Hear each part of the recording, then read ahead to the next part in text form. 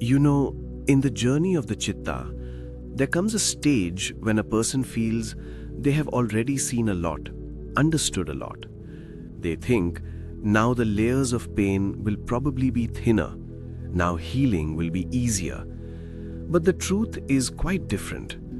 The Chitta first shows you small memories, first the wounds, then failures, then broken relationships, because it knows the mind is not strong enough to descend directly into depth. At the very bottom lies a layer that the mind might call the core wound and the Chitta calls the root imprint. The man's journey had now reached this very turn. For a few days, there was a sense of lightness inside.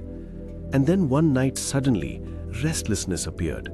No reason, no incident, no stress, yet inside it felt like a twisting storm. He kept changing sides in bed, as if the Chitta were knocking on a door. In the morning, he decided he would sit, but this time not on the balcony.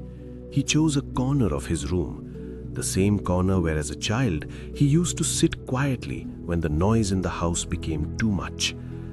That was the place where he had first suppressed his crying, the place where he had first felt loneliness. The Chitta remembers places very well. He sat down, closed his eyes.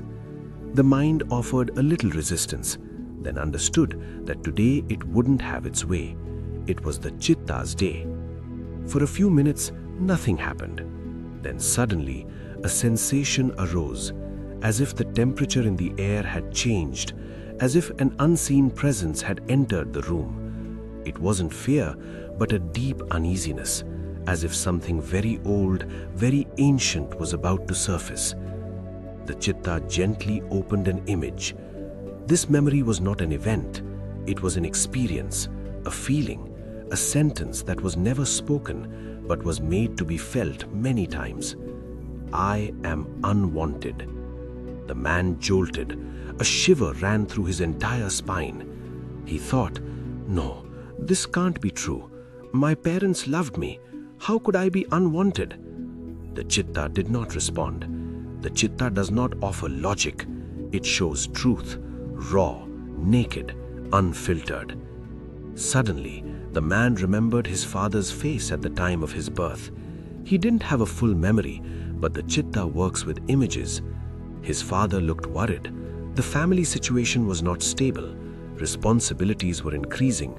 There was love, but little attention, and a child absorbs many things even without language. What was the first message that child took from the world? Because of me, the burden has increased. That message later transformed into, my presence is a burden, and then went even deeper. I am unwanted. The man trembled. He realized that many of his adult problems, his self-doubt, his insecurity, his habit of pleasing people, all arose from this one core feeling. So was he actually unwanted? No, not at all. But the Chitta does not store truth. The Chitta stores experience, and it assigns meaning to that experience based on age. Tears began to fall from his eyes. This wasn't sorrow, it was release, as if a child sitting inside was saying, finally, someone has seen me. And then the mind offered a gentle protest. Enough now, don't go this deep, your mood will get spoiled. This is the mind's job, to protect. But sometimes protection turns into a prison. The man did not listen to the mind. He allowed himself to feel that child who was receiving attention for the first time. After a few minutes, he felt as if he were opening a very heavy door. When the door opened, another feeling appeared, loneliness. The Chitta said softly, you often felt lonely in childhood. The man felt irritated. Every child feels lonely sometimes. What's the big deal? The Chitta replied, the big deal is that you turned it into your identity. Identity, yes, that same identity we mistake for personality. We say, I am an introvert, I am shy, I don't fit in. But these are not our original nature, they are layers of the Chitta.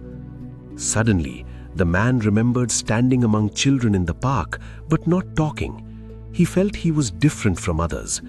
Today he understood. He wasn't different, he was wounded. And then the Chitta placed another scene before him. His childhood room, his small table, and a child sitting alone drawing, but inwardly wishing someone would come and say, "Wow, this is beautiful." Someone to praise his work, someone to acknowledge him. But no one had much time. Everyone was busy, caught in their own struggles. There was love, but little attention, and a child mistakes attention for love. The man melted at this memory.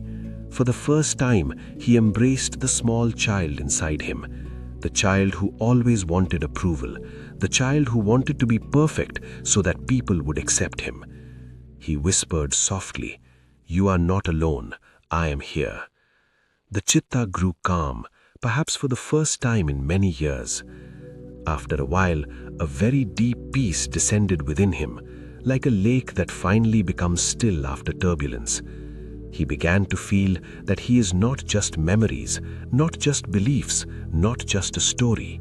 There is an awareness within him that can see all of this and is separate from it. He felt that there was someone else inside him who always remained calm, who saw the movement of the mind, who saw the waves of the Chitta, yet never got disturbed. That awareness was his real I.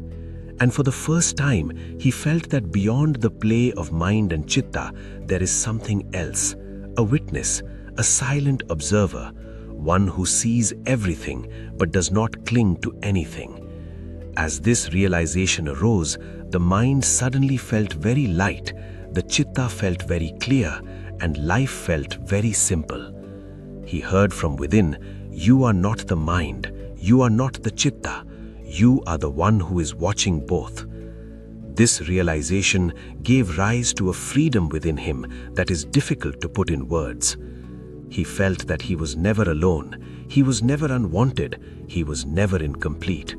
His completeness had always been within him, it was only lost beneath the layers of mind and Chitta.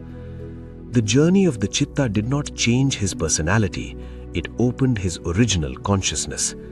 And the mind, that mischievous child, had now become a friend, because the mind settles through clarity. He opened his eyes. The room was just as peaceful, but within him, something very big had changed.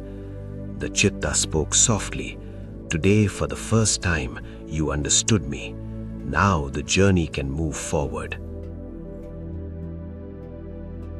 And before we pause here, let me say this. What unfolded in that room was not an emotional breakdown. It was the meeting point of awareness and truth.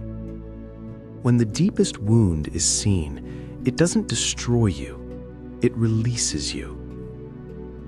In the next part, we'll explore what happens after this realization, how daily life begins to change, how relationships soften, how fear loses its grip, and how living from awareness slowly becomes natural, not forced.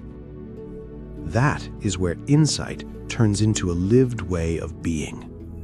So stay with the journey. Listen to the next part slowly, without trying to understand it too quickly. And if this inner exploration resonates with you, do subscribe to the channel. Not for motivation or techniques, but for those quiet moments where something inside finally remembers who it truly is.